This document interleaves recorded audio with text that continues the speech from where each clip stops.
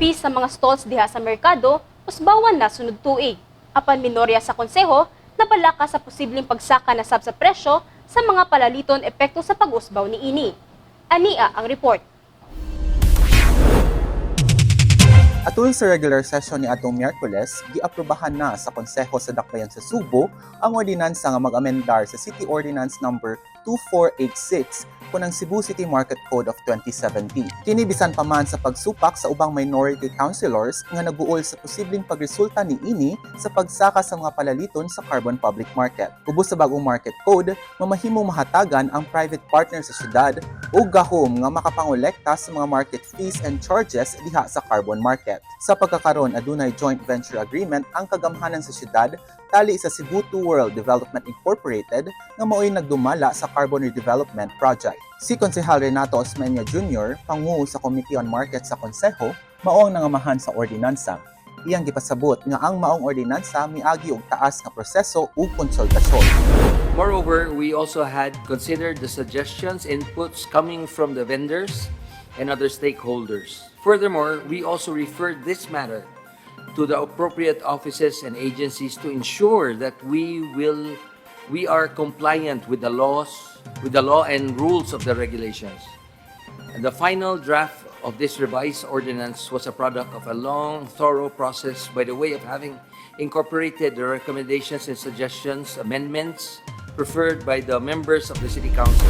Bus sa bagong market code, sugod sunod tuig, ang kolektahon isip market stall fees and rental sa mga manindahay sa carbon mahimo ng tag 15 pesos per square meter per day. Kini mosaka sa 18 pesos per square meter per day sa tuig 2025 ug 21 pesos per square meter per day sa tuig 2026. Lakip niini ang mga manindahay og karne, isda, bugas, prutas o tanon, mga karinderya ug uban pa. Samtang aduna usab kolektahon nga market entrance fees gikan sa mga transient vendors, suppliers ug consignees nga magdepende sa kidaghanon ug sa klase sa produkto nga mosulod sa carbon market. Aduna sab kolektahon nga cleaning and waste management fee nga tag 10 pesos matag adlaw. Ubos sa section 11.12 sa bagong market code, ang mga manindahay nga di makabayad sa ilang mga fees mamultahan og 2% nga interes matag buwan, apan di mo lapas 20% matag tuig. Apan adunay pipila ka mga konsehal nga wa makauyon sa maong ordinansa. Si Minority Floor Leader Nestor Archival Sr. mipasabot nga moresulta kini sa pagsaka og maayo sa mga presyo sa baligya sa carbon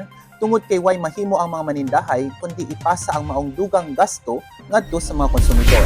This ordinance is very clear that we are going to bring up the cost of the goods. So meaning to say, it is very clear that whatever nato moadto tas carbon mosaka gyud ning pamaliton. And this is not the right time. So karon maki-expect ta mumahal ang atong mga pamaliton. I object. Sa iyang bahin, si Konsehal Mary Ann de los Santos mipasabot nga dili angay nga hatagan sa syudad ug gahom ang usa ka private entity nga mao'y mangolekta sa mga fees diha sa carbon. Matud niya nga ubos sa local government code, ang City Treasurer's Office ra ang mamahimong mangolekta og mga fees sa syudad. Dugang niya nga gibadlong na sa Commission on Audit ang kagamhanan mahitungod niini. The auditor says that the collection by a private entity, which is Tokagawa, is contrary to Section 130C of the Local Government Code.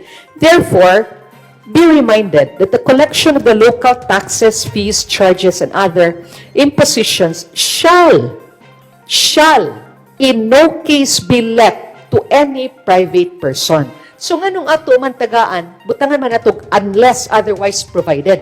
So if it is provided, ato na ang collection dito nila. So nganong wa man ni usba? Sakto naman ni. The city treasurer shall collect all markets fees and other charges. Period. Tungod sa pagsupak sa minority block sa konseho, mipahigayon og voting ang mga konsehal. Tulo ka mga konsehal ang niboto batok sa pagpasar sa ordinansa. Apan siyam nga mga konsehal ang niboto pabor sa ordinansa. Duha ka konsehal ang ni-abstain ug upat ang wala diha sa session hall dihang gipahigayon ang botasyon.